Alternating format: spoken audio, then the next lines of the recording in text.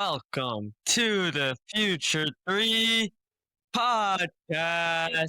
Boom, boom. I'm Sean, I'm Shaylin. And I'm Simon. and we are the Future 3 podcast.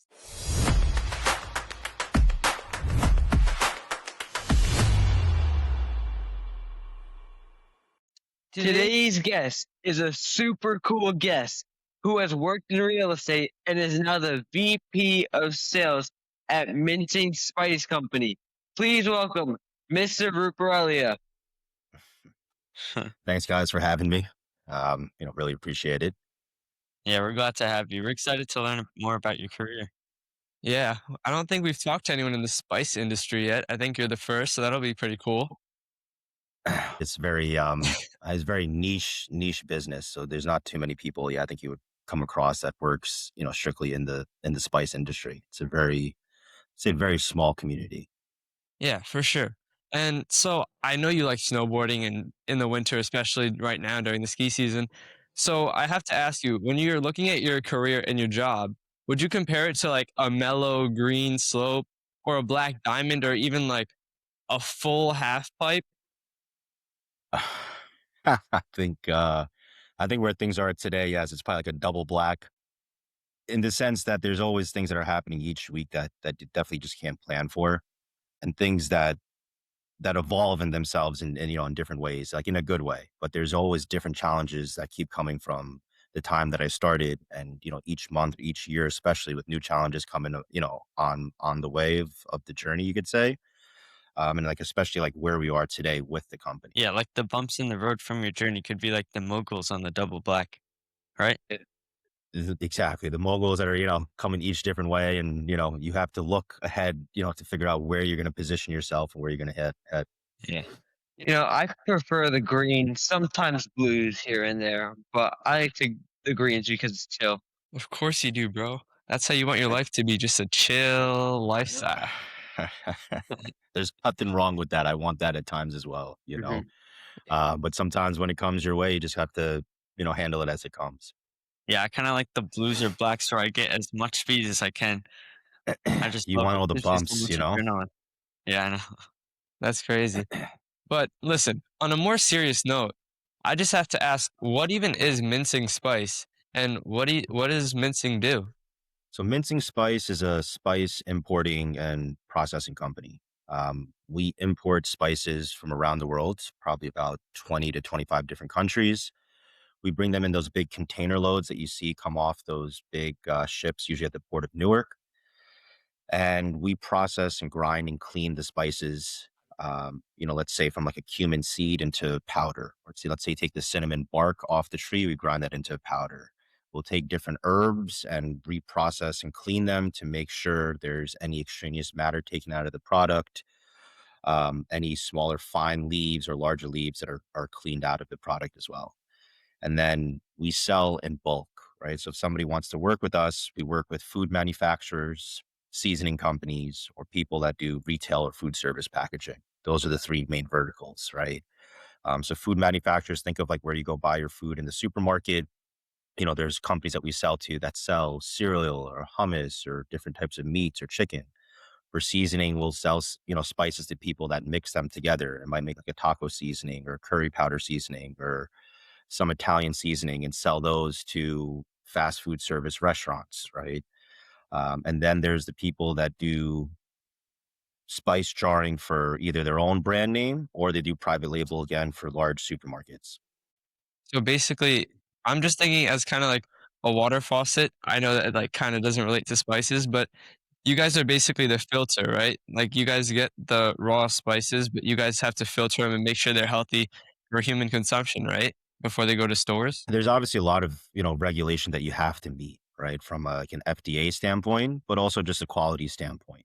There can be people that may not want to have the highest quality, but what we bring in has to be a certain quality parameter that not only meets what, the FDA regulation is looking for, but what we're looking for, which is usually above and beyond that.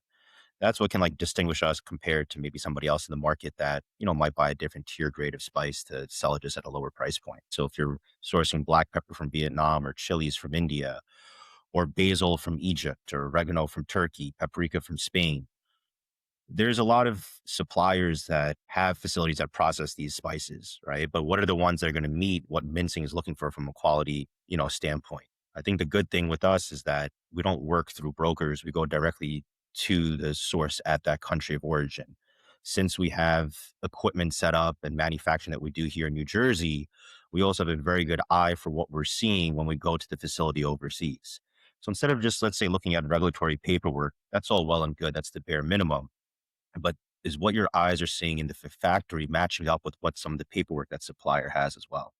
And can they meet your needs with how their facility is set up?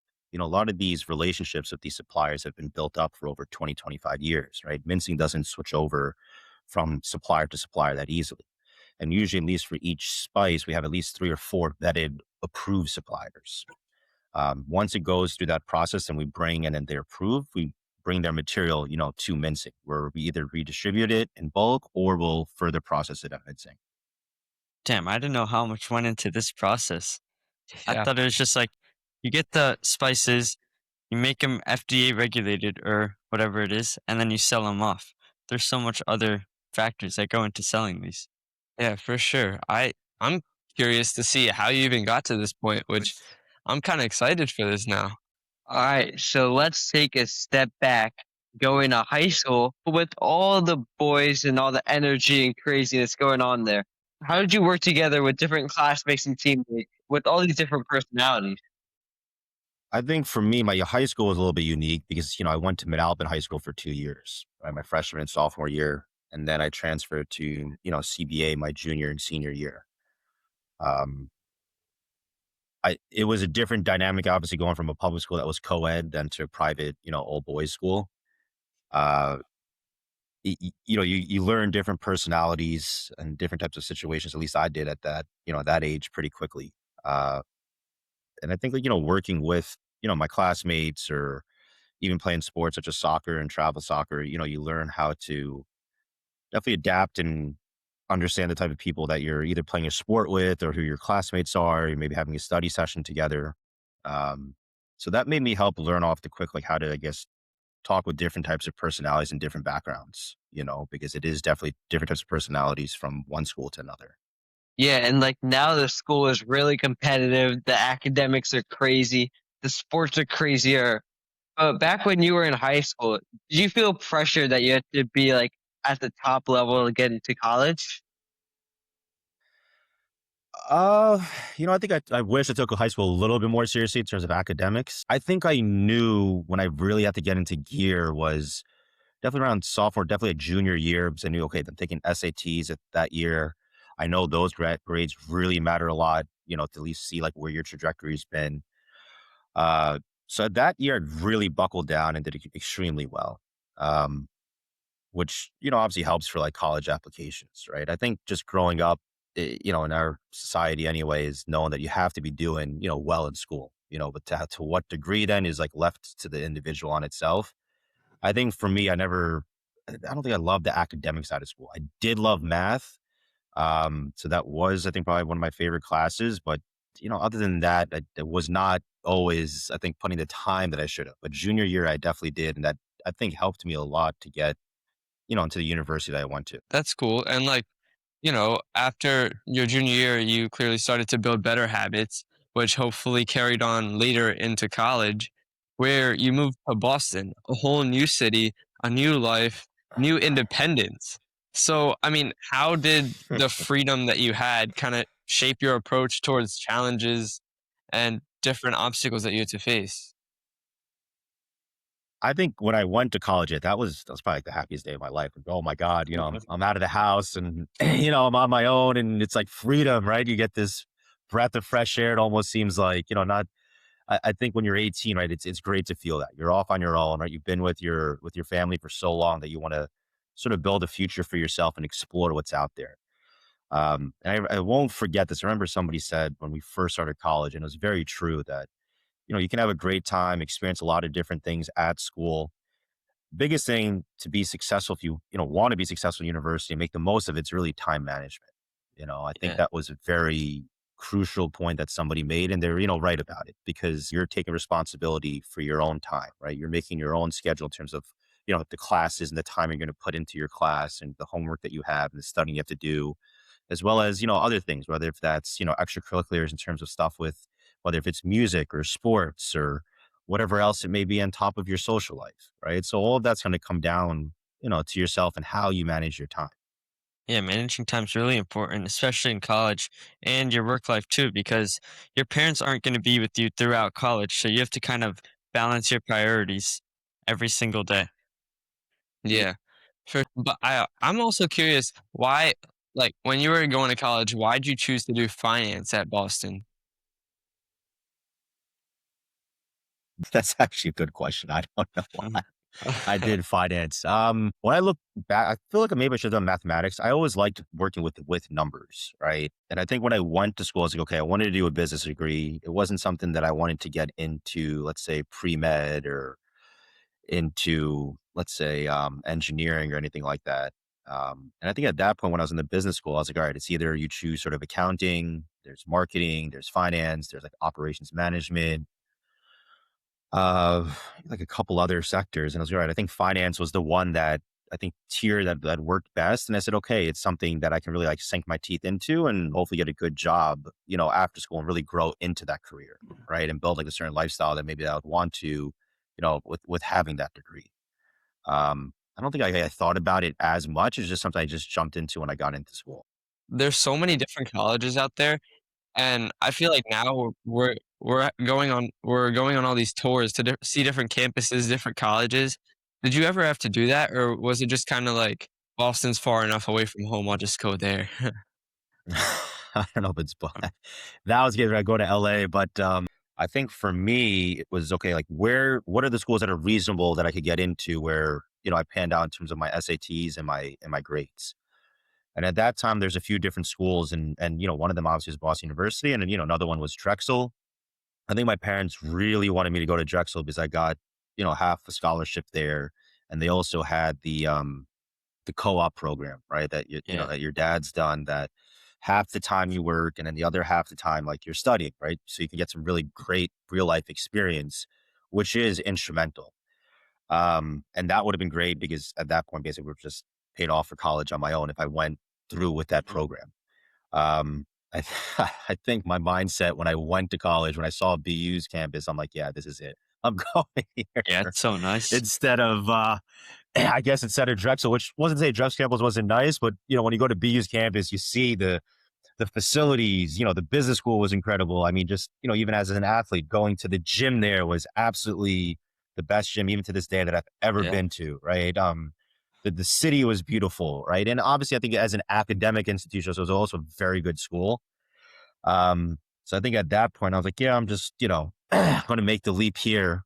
Even though I think my parents are trying to nudge me to go to Drexel. Yeah, I remember when we went to go visit Boston University, it was insane. Like, it was like a city and a regular campus in one, which was really cool. I think, yeah, it's a very cool campus, right? I mean, you guys obviously love sports, right? So hopefully you went to like Fenway Park because that's where BU sort Yeah, of we did. starts, and you see the business schools right there, and it's beautiful with having, the river right behind you, essentially. And it's a very good school, right? Drexel's also a very good school. I think it just depends what you're looking for and where you want to be, positioned. And I think Drexel was very good in the sense that you get real life experience, real life opportunities while you're at school. And I think that's a great thing to have an experience because for somebody that's 18, 19, 20, when you're at that young of an age, Yeah, I feel like internships also really shape your work life, like work experience too. And you got your first job in real estate, right? my first job, well, yeah, I was in real estate when I graduated from BU. While I was working at BU, I had some certain odd jobs here and there anyway. Oh yeah. During like sophomore year, I was working for like BUs or like in their accounting department in a certain division. Right. At that point, it was more so just sort of looking at invoices, doing a lot of filing, helping out in one of the accounting departments there. And then I was lucky because a friend of mine, her father was working there and, gave me, sort of like a part-time job. When I graduated BU, yes, I was, working in real estate. I was working for a bank for about a year. And then on the side, I was a realtor. So that really got me more in tune with real estate. So on the weekends, I still had friends in the Boston area, and I'll be looking at renting them apartments, right? And then that slowly progressed where I got busier and busier. That I also got a little bit onto the sales side. That after a year, I left the bank and worked full time to be a realtor for a couple years. Yeah, how did that first job in real estate, like, kind of shift you into the business?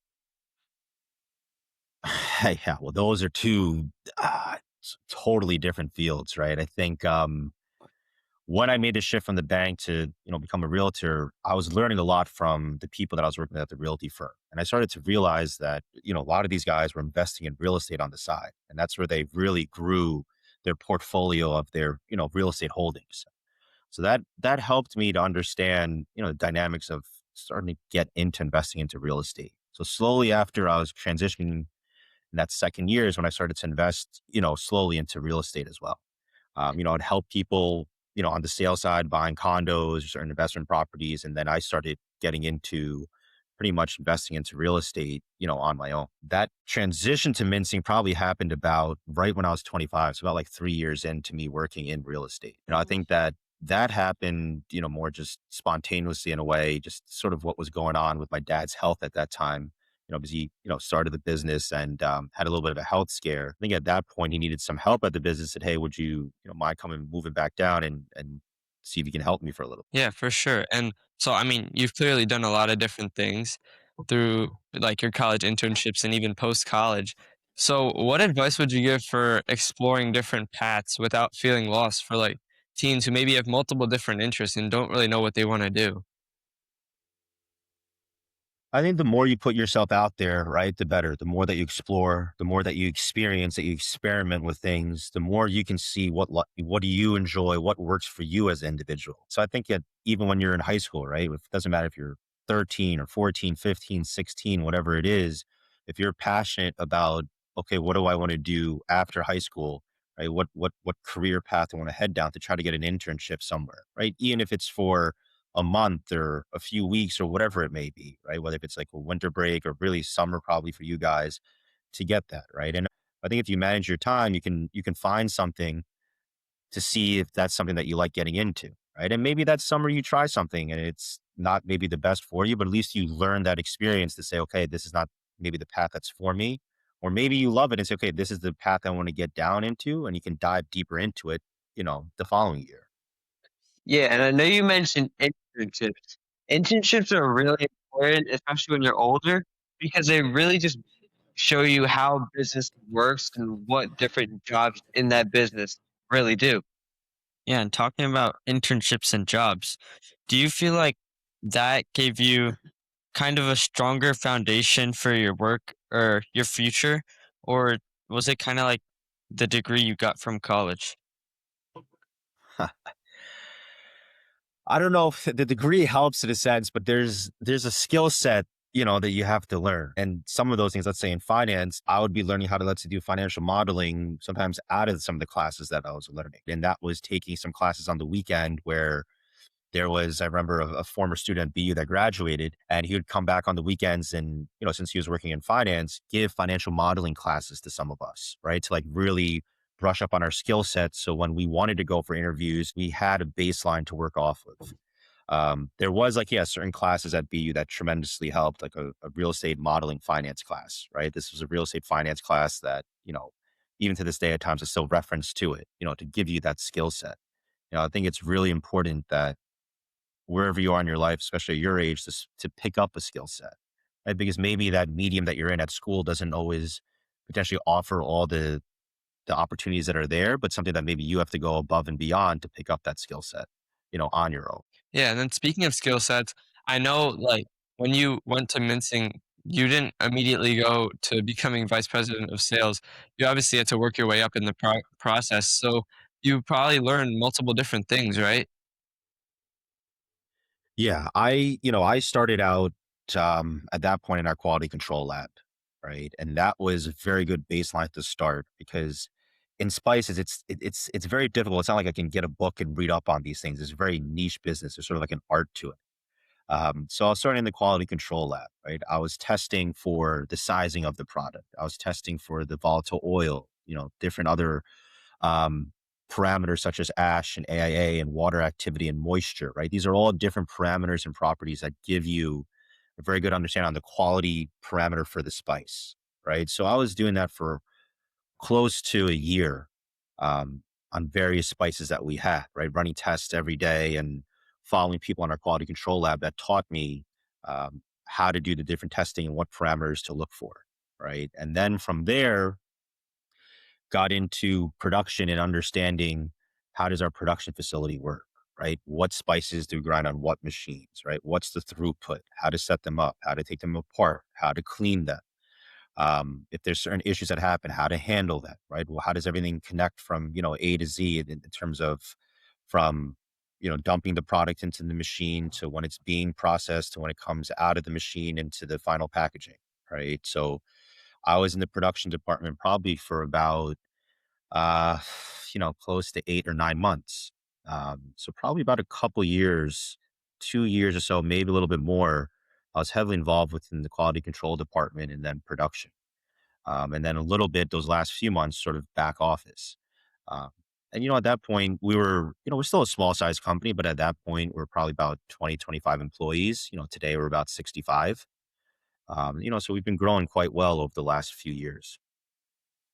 Yeah, definitely. And was it like scary or was it like scary or exciting going from real estate all the way to sales? Spice business. I think it sales is something the company desperately needed at Mincy at a certain point, Uh, right? Where I think in real estate, it's sort of cool, almost like the nightlife industry during the day, right? You're very interactive with people. You're always talking with different people. You're out and about, always networking. And I was doing quite a bit of, on the sales side on real estate anyway, especially when I was a realtor, showing different okay. apartments, renting them, selling apartments. And then even when you get into the investment side, you're interacting with a lot of different parties.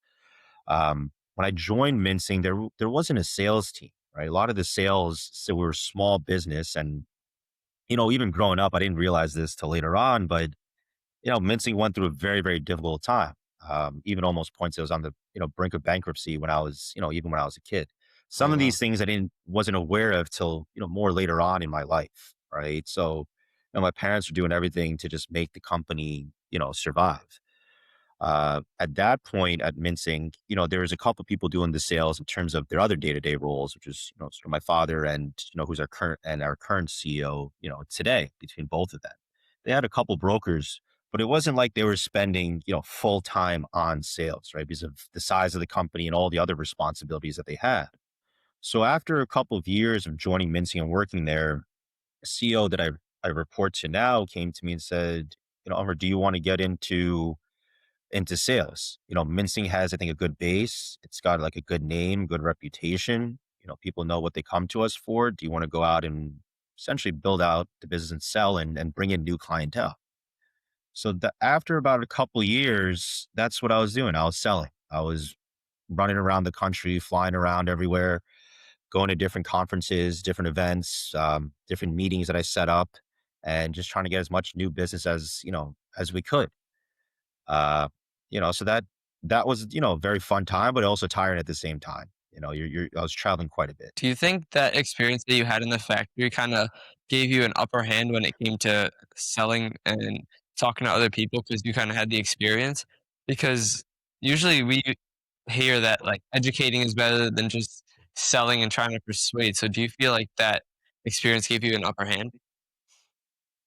100%, right? There are things that I learned in production, in terms of processing spices, the type of spice we're processing that I could understand and have the knowledge that when I go out to sell, depending on who the client is, I could basically piece things together a lot quicker. And especially depending on the type of client I'm dealing with and the type of questions they ask. And the more in depth they go into, the more prepared I was able to answer those questions, right? And understand also what they were looking for. What one client may be looking for is going to be different than what another client's looking for. So having the understanding, the training of working in production and definitely quality control, has been a huge factor in terms of how I'm able to, sell and approach clients. All right. So we got one final question for you. What is your definition of success and how has it evolved from high school to today? Oof. What is my definition of success and how has it evolved from high school till today? Yeah, Um, that's a very good question. You're putting me on the spot. My definition of success just isn't one that just has to do about, what's your achievement, let's say in your career or the amount of money you might be making. I think it's more than that, right? What's the personal relationships that I have in my personal life, whether if it's like with family, with friends, and like even yeah, one for myself, right? I think those things are highly important and just as important, as things in in your own career, right? And I think the personal things can be even sometimes more important than stuff in your business career, whatever you choose to do. Um, I think in high school, it evolved to where, like, yeah, of course, when I was 15 or 16 and, you see certain things, you want to achieve certain things. So sometimes the mindset was one more of, okay, I want to achieve this in the business world. There wasn't things that I was maybe looking at, okay, what do I achieve on the personal side? Right.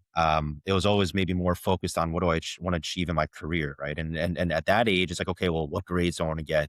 What score am I going to get in the SAT? And then what college is that going to get me into? And then when you're in college, okay, how am I doing in school? What are the internships, right, that I'm gaining to get that position, for right after I graduate? There wasn't that much of a focus on, my personal life in terms of, that aspect of it, right? And also like the mental awareness of it.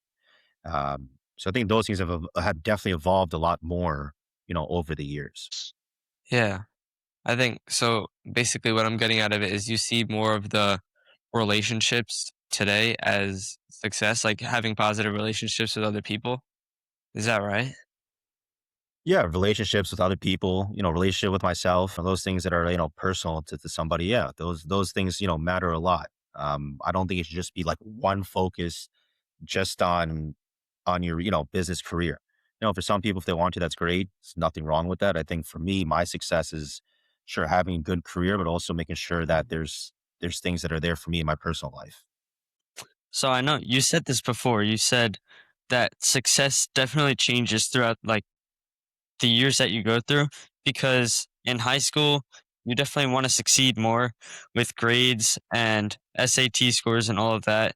College, you're probably thinking about jobs like you said before and internships because they're so important to shaping your experiences and your mindset going into your career or your work life. And then I feel like that's kind of where it changes once you graduate college because some people could think about personal life, for example, you. Some people could be thinking about money and other things, right? I think, when the personal stuff came more about, I think, over the last few years, right? When you're in college, again, you're not in high school, obviously, you're in a different mode, but you're in a system of learning, a new degree and setting yourself up for whatever you want to do after college, right? And then when you, let's say, achieve that or hit that, then you're in that new mode or that new work environment, right? So your head's down, very focused. At least, my sense, that's what it felt like, and that was definitely what I felt a lot in my early to mid 20s for sure. Even going into late 20s. I think more of those things have evolved, over the last few years. All right, so let's turn the table. Do you have any questions for us, Mr. Ruparelia? I do have a couple questions. Wanted to ask you guys, you guys are in high school. What do you guys do to challenge yourself mentally, right? Or what do you do to keep your mental awareness or well being? So for me, recently, I just started this. Like at the gym, after I'm done working out, I'll go in the sauna for like 10 minutes and I'll just start meditating on like Peloton meditation or whatever, something like that. Because I feel like that just helps calm me down and like all the chaos of the outside world with school, homework, assignments, due dates, all that. I feel like meditation just keeps me in the right state of mind and it's really been working for me the past week or so. So I'm hoping to continue it. For me, I usually, when I'm just mad or just like stressed out, I just play mini hoop basketball. 'Cause basketball is basically what makes me happy. You're always mad. Okay. Good. I guess for Cyan, just pretending to, lock in his inner, Maxi, right? So Yeah, no more Embiid Tyrese out there. Maxey. It's He Tyrese wants to break Maxi the now. Sixers record now. That's where it is. No, I think those are all great, right? From doing something physical, from basketball to doing something creative with music, and then obviously on the meditative side of, listening to something, tune yourself in mentally, even if it's 10, 15 minutes of the song is great. Yeah.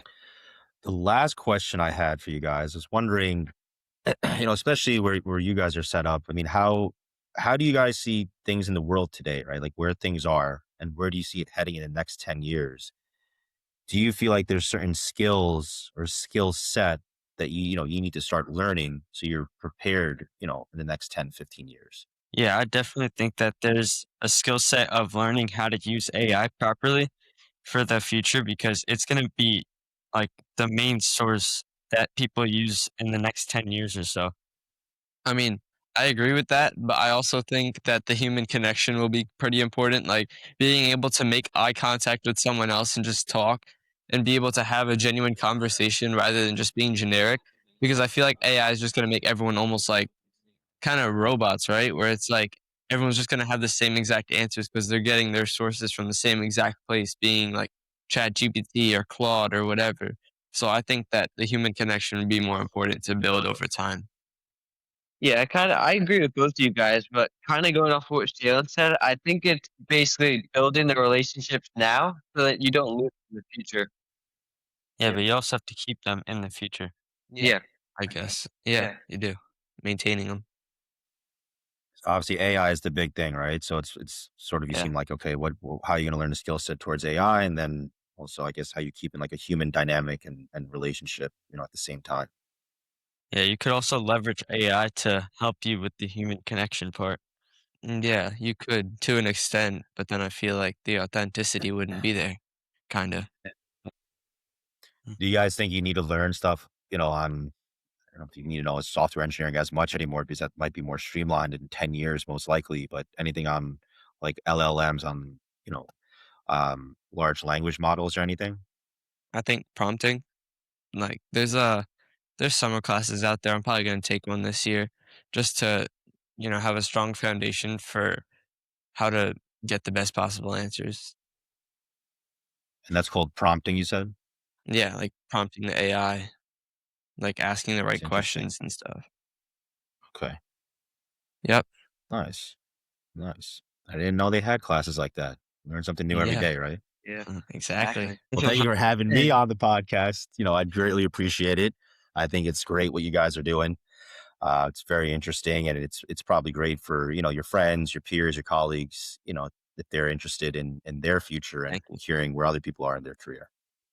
Yeah, for sure. I hope a lot of people learn lessons from your career, like the amount of experience you got before you actually got to the point where you were leading a sales team and things like that about educating over just selling. Education, I think, is the most important part. Right? You can't anything in, let's say, sales related. You can't sell unless you're educated yourself. all right. You guys can find us on YouTube, Spotify, Apple Podcasts, Instagram, Facebook, Threads, TikTok, and LinkedIn. We are the Future 3 Podcast, and we out. Peace. Peace. Peace, guys.